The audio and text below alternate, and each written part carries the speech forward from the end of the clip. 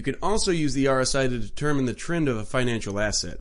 You can use the indicator to confirm trend formations by analyzing whether the RSI is above or below the 50 level. If you think that a possible uptrend is happening, make sure that the RSI is above 50. In the case of a possible downtrend, look for an RSI below 50. On the chart below, you can see two examples where the RSI was used to confirm the formation of a downtrend, red circle, and an uptrend, green circle. Just before the red circle, you can see that the BNP Paribas broke the bullish trend line, then formed lower tops. The prices then lose momentum. The share had twice tested the support level at EUR 54.8 before breaking it. See red circle.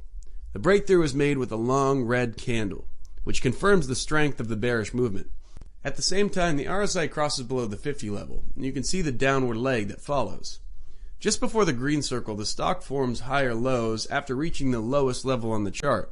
Prices tested the EUR 40.24 resistance level but couldn't break through. However, the second test was successful, with prices breaking the resistance line with strong green candles, gaining upward momentum. At the same time, the RSI crossed above the 50 level, and you can see the upward leg that follows.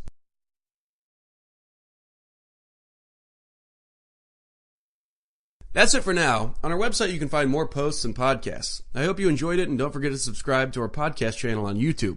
Do you use RSI indicators in your trading? If yes, are they the only tool you use, or do you use them in combination with other indicators? We would love to know your thoughts, so feel free to share them in the comments below.